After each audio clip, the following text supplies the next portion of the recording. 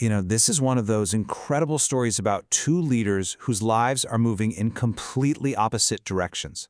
You've got one guy who's been anointed by God, a national hero who's now on the run for his life, literally hiding out in caves. And then you have the other guy, the king who God has rejected, but he's still sitting on the throne, clutching a spear, just dripping with paranoia. It's a tale of two trajectories about to have a major collision. So how in the world did we get here? How did David, the kid who famously took down the giant Goliath with just a sling and a stone, somehow start acting like him? It's a crazy paradox, right? But it really gets to the heart of what happens when even a hero is pushed to the edge and starts to trust in the very things he once fought against. So let's break down the core conflict here. On one side, you've got David. He's God's chosen hero, the future king, but right now, he's a fugitive, just trying to survive. And on the other side, there's Saul. He's the one with the crown, but God has rejected him, and he has become absolutely consumed by this paranoid obsession with hunting David down. Their situations could not be more different, and what they do next is going to define everything. Okay, let's start with David. He is running for his life. And what we're about to see is that even the greatest heroes can make some seriously questionable decisions when they're operating out of pure fear. This is not the confident giant slayer we all remember. This is a man in full-on panic mode.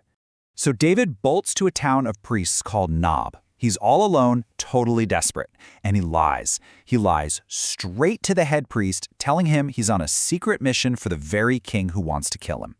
He manages to get some consecrated bread to eat. This is bread that was set apart as holy, and then he asks for a weapon.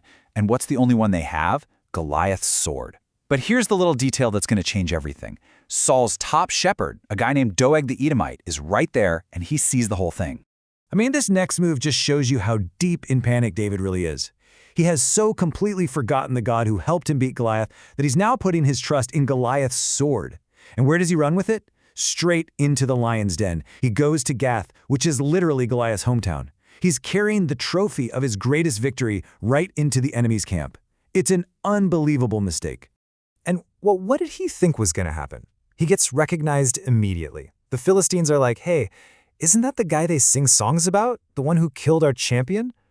David realizes he's made a catastrophic error. So to get out of it, he comes up with this totally humiliating plan. He pretends to be insane. He's scratching on the city gates, letting drool run down his beard, until the king, Achish, is just so disgusted, he basically says, "Get this lunatic out of my sight."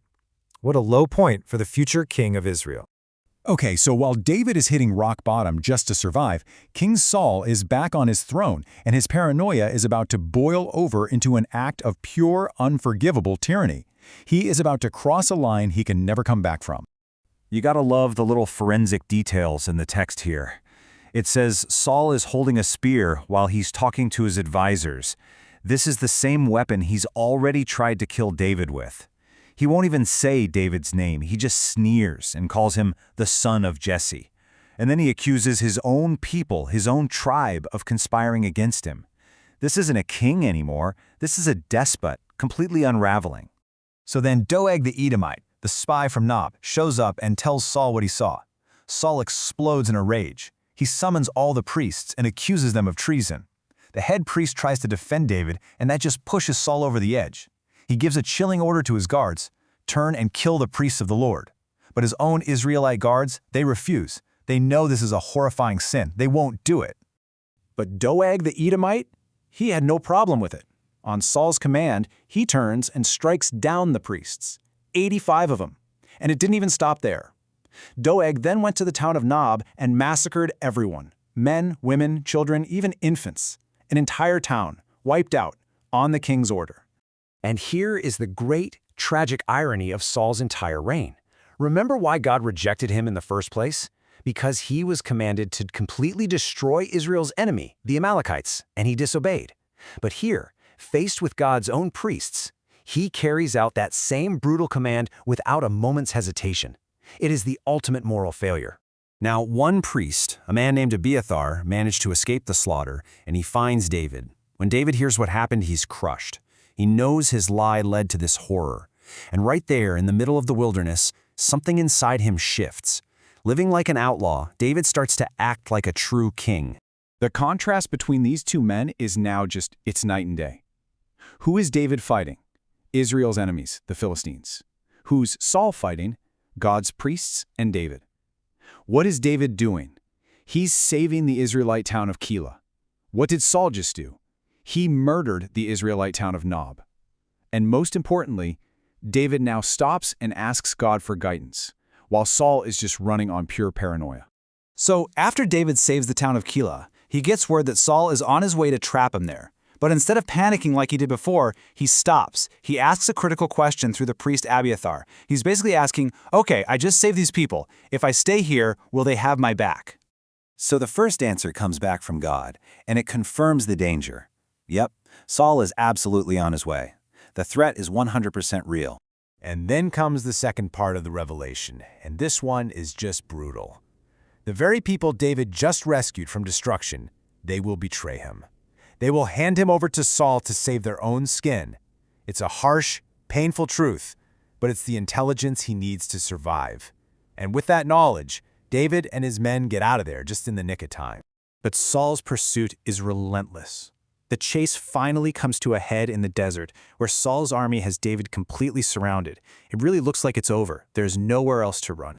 But even in this desperate, hopeless moment, help arrives from the most unlikely source. Saul's own son, Jonathan, finds David in the wilderness and encourages him, reminding him of his destiny. I mean, can you imagine hearing this from the son of the man trying to kill you? You will be king, and my own father knows it. Jonathan is confirming that Saul's whole campaign is rooted in a bitter reality he just can't accept. So the chase continues. Picture this. Saul's army is on one side of a mountain, and David and his men are scrambling along the other side. Saul's forces are closing in, tightening the net. Escape looks absolutely impossible.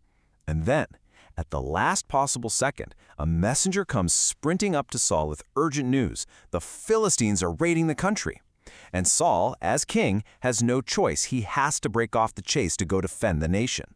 And the narrator makes a point to tell us exactly what just happened here. Remember earlier, Saul had tricked himself into believing, God has delivered David into my hands?